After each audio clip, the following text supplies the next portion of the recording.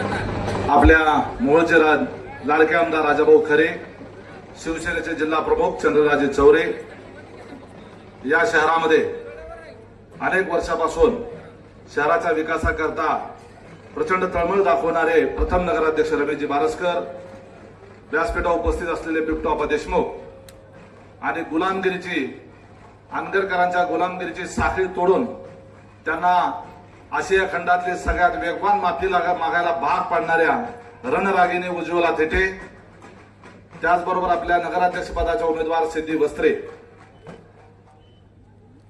बाई या ठिकाणी या मोहोळ शहराला एक रक्तरंजित इतिहास आहे.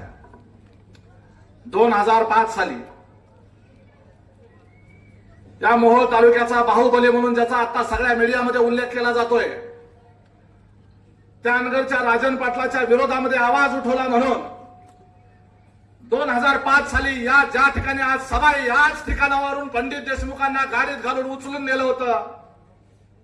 भाई हे पंडित देशमुख शिवसैनिक होते, शिवसेनेचे उपतालुका प्रमुख होते. त्या पंडित देशमुखांनी विरोधात आवाज उठवला म्हणून त्या राजन पाटलाच्या मुलाने 20व्या वर्षी असताना त्या बाळराजे पाटलाने पंडित देशमुखचा मर्डर केला. त्या मर्डर करणाऱ्या त्या बाळराजे पाटलाला 18 महिने जेलमध्ये राहावं लागलं. त्या मर्डर केसमध्ये 13 जण आरोपी होते. आश्चर्याची बाब म्हणजे ज्या पंडित देशमुखचे हातपाय मोडले गेले, 56 वार असे केले गेले, एक जरी वार तसा पद्धतीचा झाला असता तरी माणूस मरतो, असे ब्रुटल इंजुरी केलेले 56 वार पंडित देशमुखवर केले.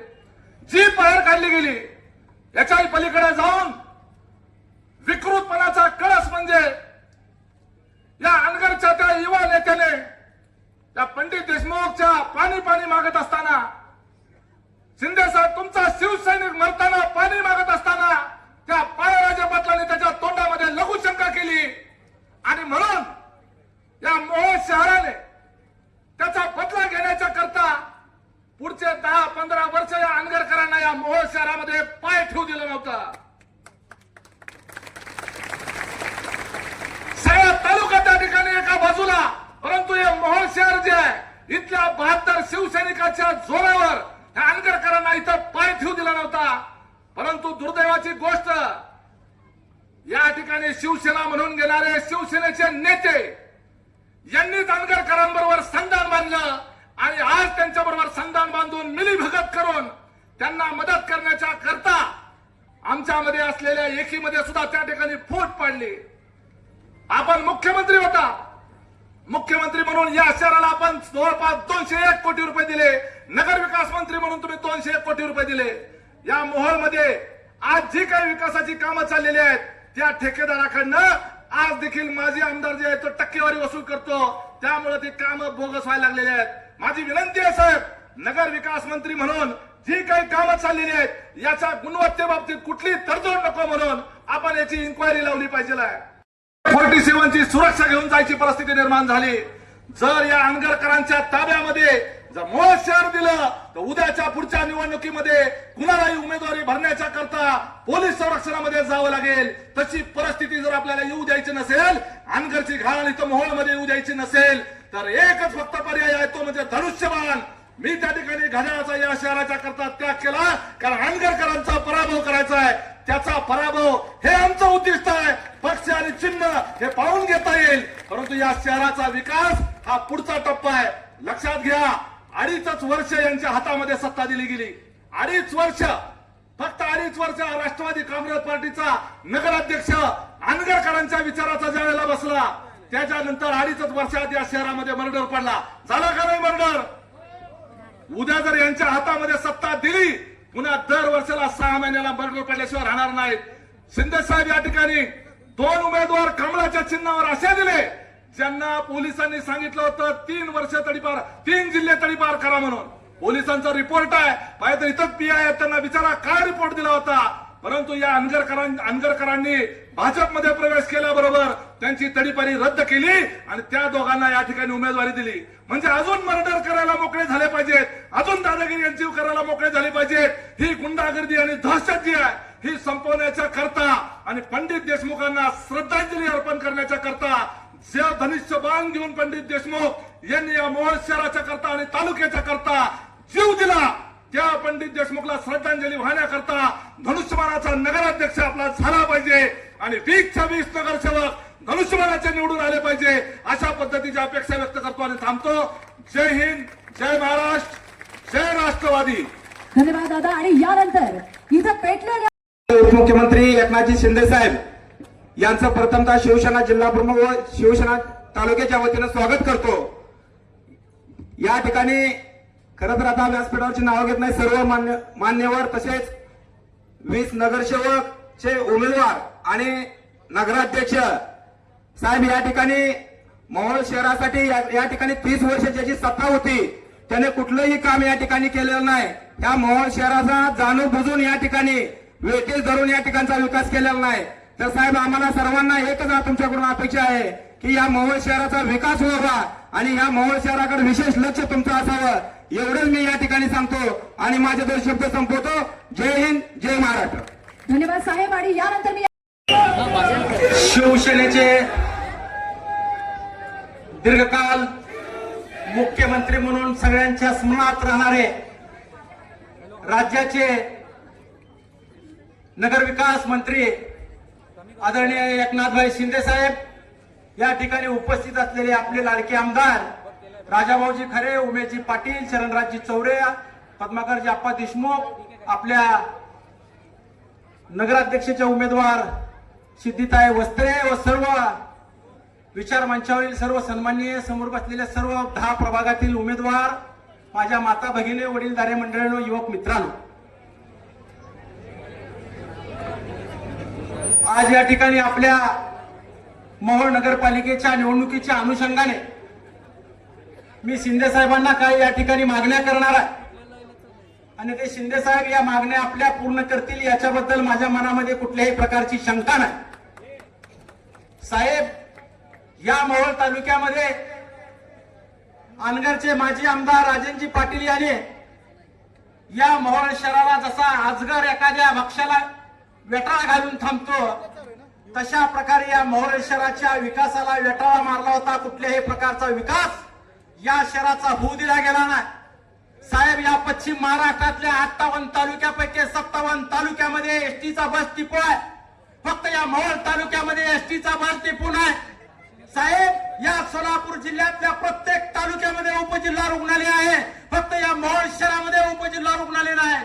साहेब, या प्रत्येक तालुक्यामध्ये सोलापूर जिल्ह्यातल्या क्रीडा संकुलन आहे, पण या मोहोळ शहरामध्ये मोहोळ तालुक्यामध्ये क्रीडा संकुलन नाही. हे सर्व थांबवण्याचं पाप जर या तालुक्यामध्ये कुणी केला असेल तर माजी आमदार राजनजी पाटील यांनी केलेला. मला आवर्जून या ठिकाणी तुमच्याकडे मागणी करायची, आपण या ठिकाणी केलेलीच आहे. मी या मोहोळ शहरातल्या जनतेला सांगू इच्छितो, आपल्या कॉलनीची जागा 34 एकर जागा त्या ठिकाणी स्टेशनला असताना आदरणीय एकनाथभाई शिंदे आणि राजाभाऊ खरे आमदार यांच्या माध्यमातून 15 एकर जागा आपल्या क्रीडा संकुलाला देण्याचं या ठिकाणी त्यांनी ठरवलेलं आहे आणि त्याच्यावर आरक्षण टाकलेलं आपण साहेबाचं टाळ्या वाजवून स्वागत केलं पाहिजे. एवढ्या 30 वर्षामध्ये माझ्या आमदाराला इथला विकास करता आला नाही.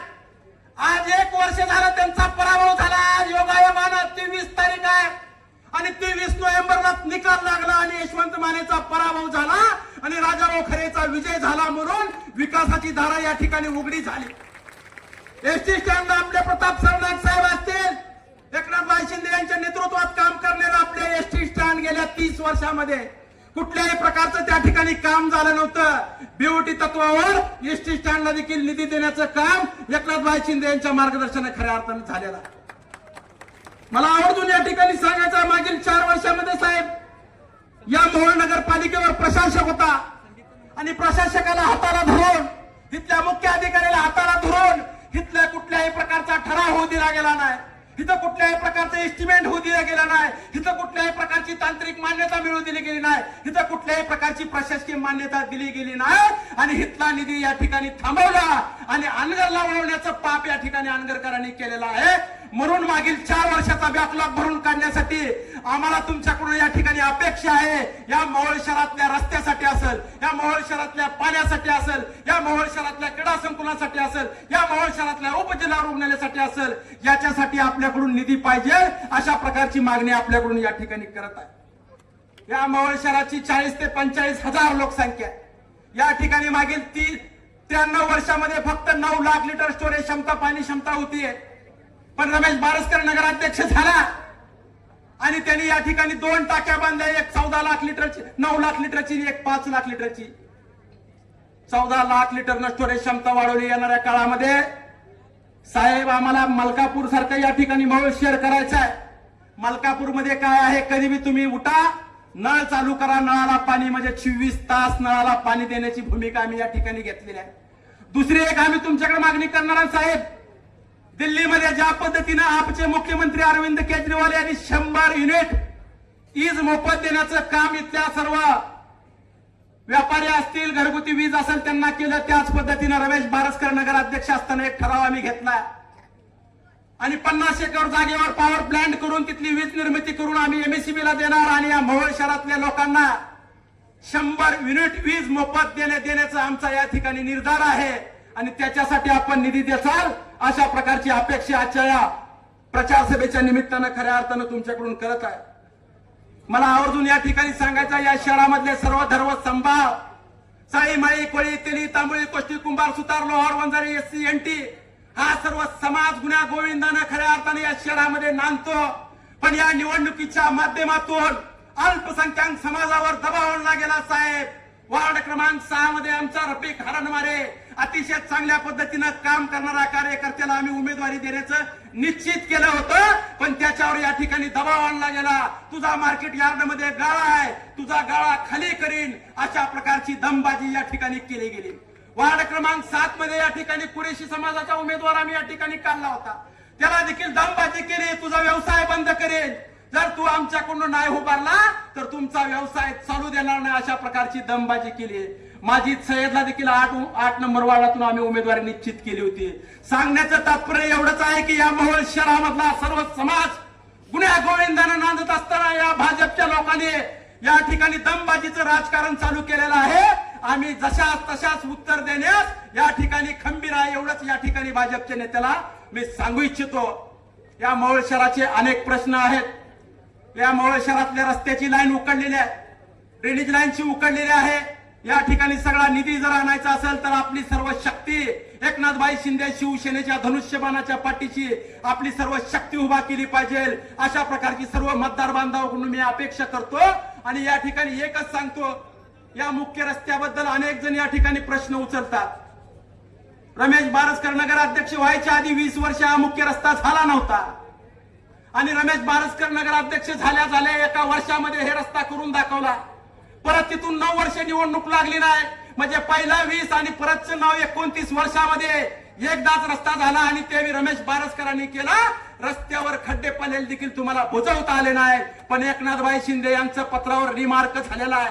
16 कोटी रुपयाचा रस्ता मोहोळ स्टँड ते स्टेशन हा येणाऱ्या काळामध्ये तुम्हाला पाहायला मिळेल. आणि आपली सर्व ताकद, आपली सर्व शक्ती आपल्या शहराचे प्रश्न सोडवायचे असतील, आपल्या तरुणांचे प्रश्न सोडवायचे असतील, महिलांचे प्रश्न सोडवायचे असतील, वयस्कर माणसांचे प्रश्न सोडवायचे असतील, लहान मुलांचे प्रश्न सोडवायचे असतील, तर आपली शक्ती शिवसेनेच्या पाठीशी आपण भक्कमपणे उभा केली पाहिजे, अशा प्रकारची अपेक्षा आपल्याकडून या ठिकाणी करतो.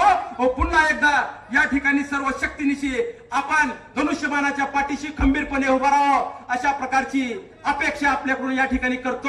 साहेबाला पुढे जायचं बोलण्यासारखं भरपूर आहे, पण या ठिकाणी साहेबाला सांगुल्याची सभा असल्यामुळं माझं या ठिकाणी लांबलेलं भाषण इथंच थांबवतो. जय हिंद, जय महाराष्ट्र.